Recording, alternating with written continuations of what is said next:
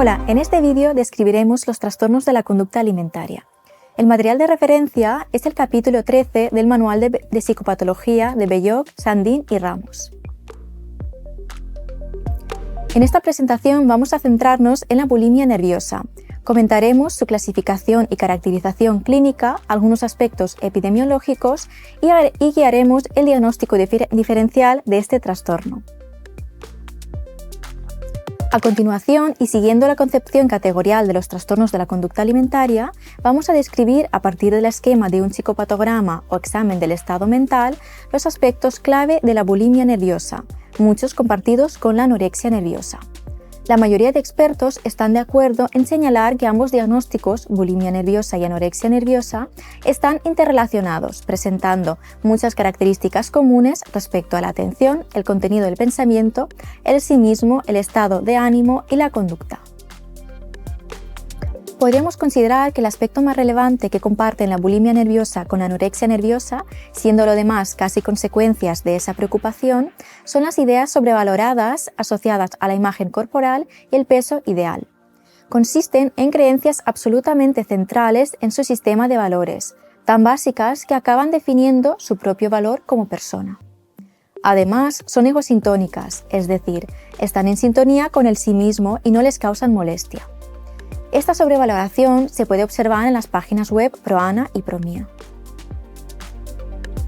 Otros contenidos del pensamiento de la bulimia nerviosa, que también están presentes en la anorexia nerviosa, son la preocupación extrema por el peso y la forma corporal, el miedo a estar gorda o perder el control sobre la ingesta, la necesidad de control que las pacientes canalizan con el control de su cuerpo y las distorsiones cognitivas en torno al aspecto y el control de la ingesta que derivan en pensamientos repletos de adjetivos, globalizadores, lenguaje negativo y despectivo en torno a su cuerpo. Algunos ejemplos de distorsiones cognitivas aparecen en este recuadro, que hace referencia a la magnificación de consecuencias negativas y el pensamiento dicotómico. Tal y como ocurre en la anorexia nerviosa, son también destacables los problemas de atención, pues se produce una importante reducción en la capacidad para concentrarse. Por otra parte, como ocurre en la anorexia nerviosa, en la bulimia nerviosa a veces se produce una distorsión de su imagen corporal, no solo de dimensiones corporales, sino también de naturaleza actitudinal. No es tanto verse gorda como sentirse gorda. Por tanto, existe también una gran insatisfacción con la imagen corporal y el valor como persona está basado fundamentalmente en el peso y la forma corporal. Respecto a los aspectos emocionales, la disforia es otra característica integral de la bulimia nerviosa y la anorexia nerviosa.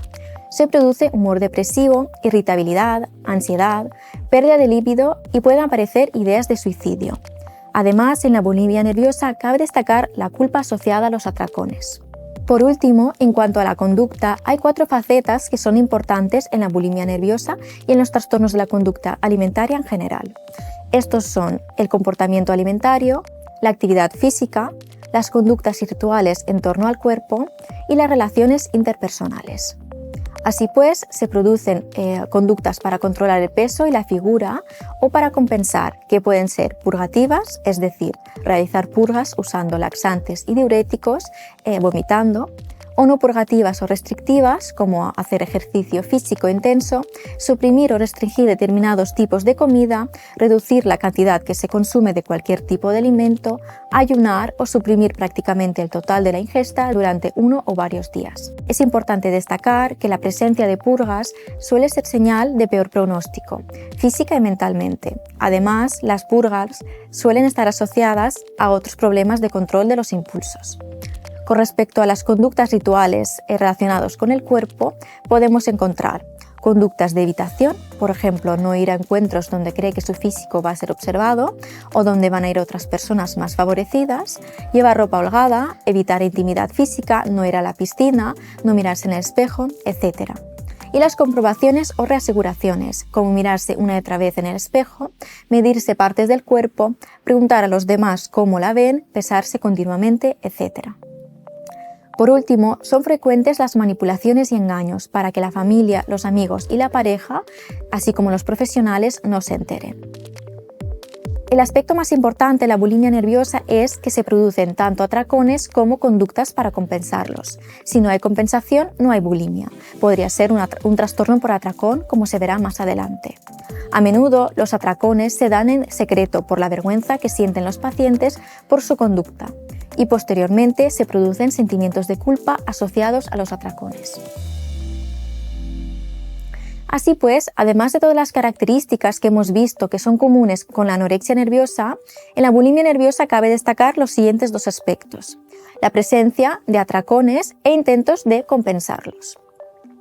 En el DSM-5-TR se establece que los atracones tienen que darse como mínimo una vez por semana durante un periodo de 3 meses, mientras que en el DSM-4 eran 2 veces por semana. Pero, ¿cómo se define un atracón?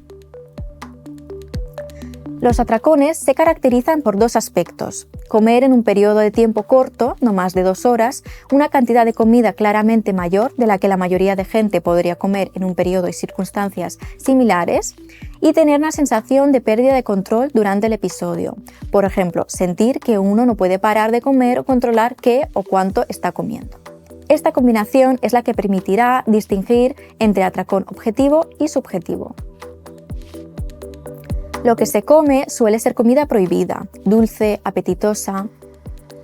Estos episodios pueden ser improvisados o planificados y suelen realizarse a escondidas. Lo que precipita un atracón puede ser un estado de ánimo deprimido, el aburrimiento, consumo de alcohol, etc., incluso emociones positivas. La función que sirve el atracón es el de reducir el estado de ánimo disfórico. No obstante, luego va seguido de emociones negativas como culpa, desprecio, repugnancia y estado de ánimo depresivo. Esto después lleva a conductas compensatorias para evitar el incremento de peso. Veamos un caso. A continuación presentamos a una paciente, María, que refiere haber ingerido 2 paquetes de rosquilletas y media tarrina de helado. ¿María experimenta atracones según el DSM-5-TR? Se consideraría un atracón subjetivo, por tanto no constituye un criterio diagnóstico para la bulimia nerviosa, dado que los atracones tienen que ser objetivos.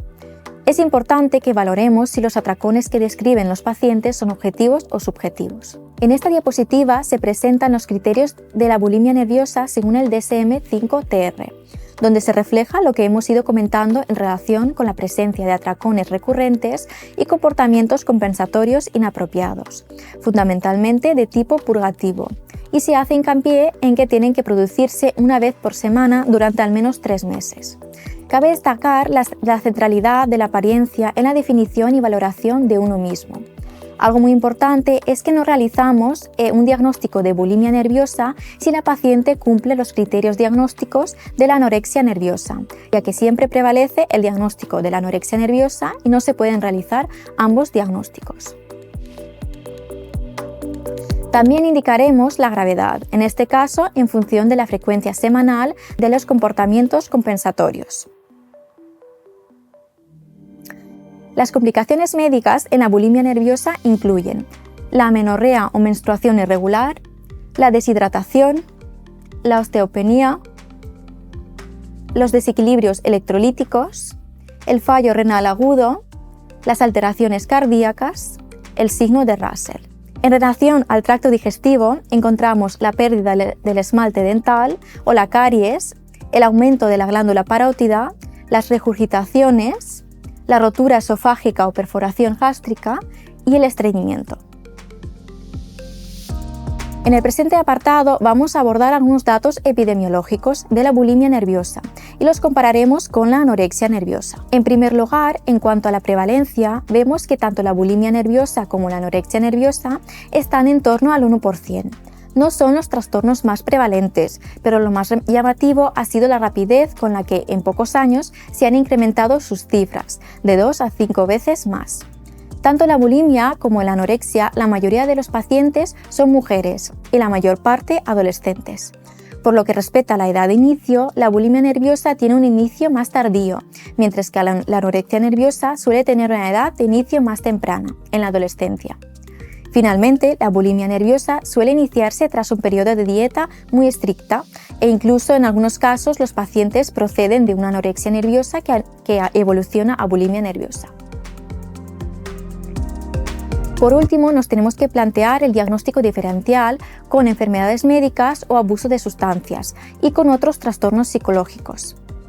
Hay que valorar si comer en exceso podría ser un signo de depresión mayor atípica. Los atracones sin compensación, junto con la sobreestimación de la imagen corporal, las conductas de automutilación o relaciones inestables, podrían ser signo de trastorno de personalidad límite. Los atracones y o vómitos, pero con un peso muy bajo, podrían indicar una anorexia nerviosa tipo purgativo. Los atracones sin compensación podrían sugerir un trastorno por atracón. Por otro lado, vómitos psicógenos sin tratar de reducir el peso podrían indicar un trastorno de conversión. Y finalmente, el miedo al vómito en situaciones imprevisibles o sin escapatoria podría sugerir un trastorno de pánico. Y hasta aquí el contenido más relevante sobre la bulimia nerviosa. Muchas gracias.